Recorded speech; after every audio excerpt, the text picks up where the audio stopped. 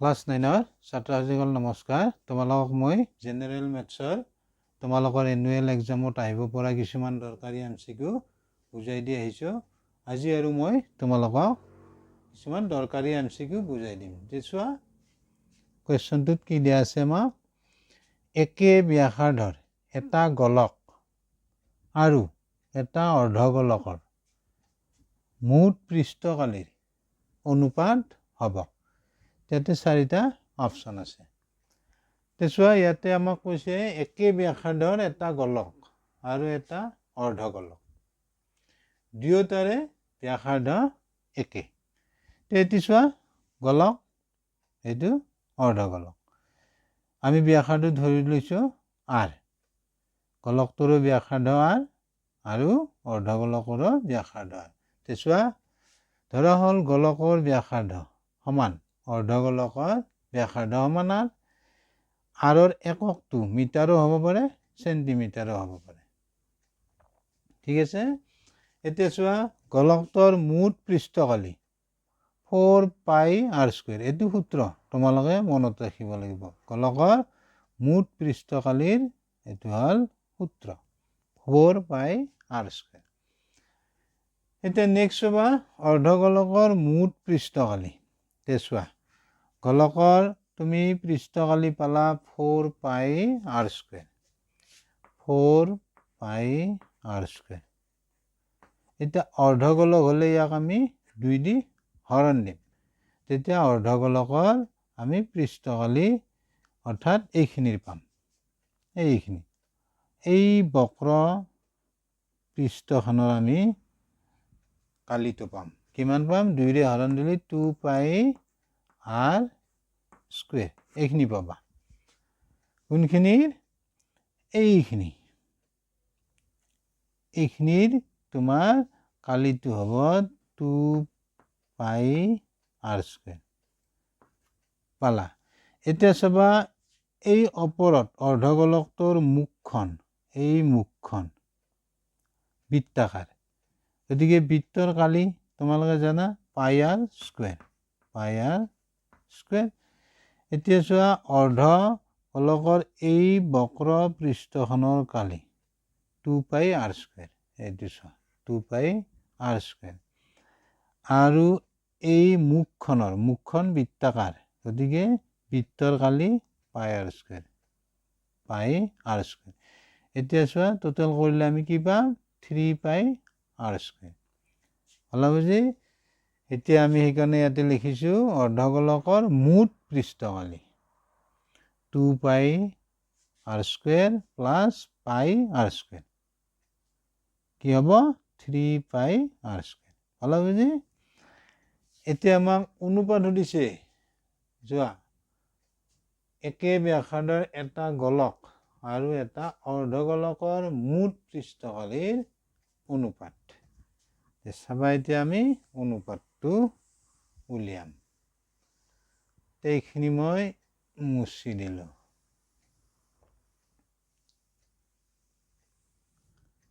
এতিয়া চাবা আমাক অনুপাতটো দিছে। অনুপাতটো চোৱা, অনুপাত ওপৰত আমি লিখিম গোলকটোৰ মুঠ পৃষ্ঠকালি। প্ৰথমতে গোলকটো আছে, সেইকাৰণে ওপৰত আমি গোলকটোৰ মুঠ পৃষ্ঠকালি। তাৰপিছত এটা অৰ্ধগোলকৰ মুঠ পৃষ্ঠকালি, তলত লিখিম আমি অৰ্ধগোলকৰ মুঠ পৃষ্ঠকালি। এতিয়া আমি পাইছোঁ নহয় গোলকৰ মুঠ পৃষ্ঠকালি 4πr²। অৰ্ধগোলকটোৰ মুঠ পৃষ্ঠকালি পালা 3πr²। এইখিনি মই মুছি নিলোঁ। এতিয়া আমি চাম অনুপাতটো। এতিয়া এইখিনি তুমি ভাঙি লিখিলেও হ'ব আৰু নিলিখাকৈ ডাইৰেক্টও কৰিব পাৰিবা।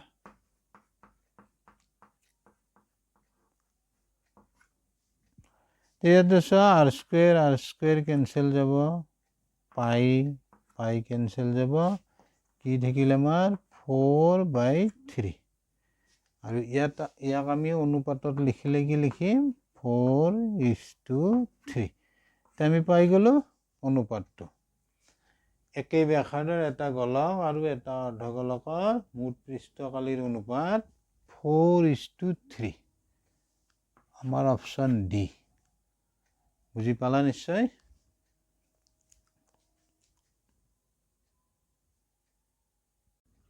নেক্সট কুৱেশ্যন চাবা চোৱা কুৱেশ্যনটোত আমাক কি দিয়া আছে 4√3 সেন্টিমিটাৰ স্কুৱেৰ কালিৰ সমবাহু ত্ৰিভুজ এটাৰ প্ৰতিটো বাহুৰ দৈৰ্ঘ্য হ'ব চাৰিটা অপশ্যন আছে তা আমি ধৰিলাম আমাক যেহেতু ইয়াত প্ৰশ্নটোত কোৱা আছে সমবাহু ত্ৰিভুজ আৰু ত্ৰিভুজটোৰ আমাক কালি দিয়া আছে চাবা এ বি সি এটা সমবাহু ত্ৰিভুজ আৰু ইয়াৰ প্ৰতিটো বাহুৰ দৈৰ্ঘ্য সমান যেহেতু সমবাহু ত্ৰিভুজ অৰ্থাৎ এ বি সমান বি সি সমান চি এ আৰু আমি বাহুৰ দৈৰ্ঘ্যটো এ বুলি লৈছো চোৱা ধৰা হ'ল এ বি চি সমবাহু ত্ৰিভুজটোৰ প্ৰতিটো বাহুৰ দৈৰ্ঘ্য এ বি সমান বি চি সমান চি এ সমান এ আমি এ বুলি লৈছো আৰু এককটো সেন্টিমিটাৰত হ'ব যেহেতু কালিত কি আছে চোৱা সেন্টিমিটাৰ স্কুৱেৰ আছে গতিকে এটা সেন্টিমিটাৰ হ'ব বলা বুজি তাৰপিছত তোমালোকে মনত ৰাখিব লাগিব সমবাহু ত্ৰিভুজৰ কালিৰ সূত্ৰ এইটো এটাকে এ বি চি সমবাহু ত্ৰিভুজৰ কালি √3/4 ইনটু বাহু স্কুৱেৰ চোৱা ইয়াতে আমি বাহুটো কি বুলি লৈছো এ যেহেতু প্ৰতিটো বাহুৰ দৈৰ্ঘ্য সমান সমবাহু ত্ৰিভুজৰ গতিকে আমি এ বুলি লৈছো বাহুৰ ঠাইত আমি এতিয়া কি লিখিম এ ইয়াত স্কুৱেৰ আছে গতিকে এ স্কুৱেৰ হ'ব আৰু এইখিনি হ'ব তোমাৰ এ বি চি সমবাহু ত্ৰিভুজৰ কালি আমি বাহুটো এ লৈছো ভালো বুজি এতিয়া নেক্সট চাবা আমাক কুৱেশ্যনত দিয়া আছে ত্ৰিভুজটোৰ সমবাহু ত্ৰিভুজটোৰ কালি 4√3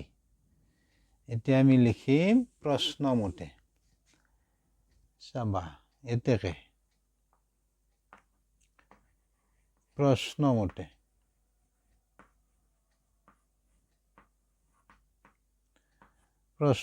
হ'ব √3/4 ইনটু a square equal হ'ব 4√3 হলো বুজি আমি ত্ৰিভুজটোৰ কালি এইটো পালো সূত্ৰ মতে আমাৰ আৰু প্ৰশ্নত আমাক দিয়া আছে কালিখিনি গতিকে এইখিনি কালিৰ সমান হ'ব এইখিনি হ'ব ৰিলেশ্যনটো আমি এনেকৈ পাম এতিয়া এইখিনিৰ পৰা আমি এটো উলিয়াম এটো উলিয়াব পাৰিলে আমি আৰ সমবাহু ত্ৰিভুজটোৰ বাহুৰ দৈৰ্ঘ্য পাম প্ৰতিটো বাহুৰ দৈৰ্ঘ্য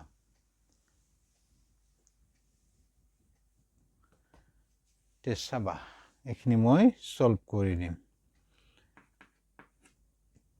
চোৱা এইখিনিত ইফালে চোৱা তোমাৰ √3/4 4টো হৰণ আছে ইফালে গ'লে পূৰণ হ'ব ইফালে কি থাকিব √3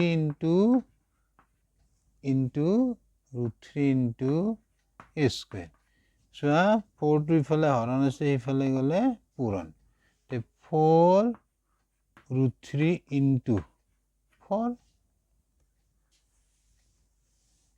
নেক্সট চোৱা ইফালে √3 a স্কুৱেৰৰ লগত পূৰণ আছে ইফালে গ'লে হৰণ ইফালে থাকিল a স্কুৱেৰ 4√3 ইনটু 4 ইফালে √3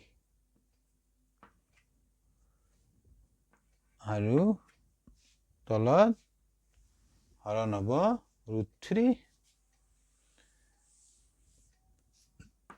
এতিয়া চাবা 4 ইনটু এইখিনি আমি পূৰণ কৰি লিখিলো √3 কেনসেল 4 ইনটু 4 এইখিনিত চাবা নেক্সট স্টেপ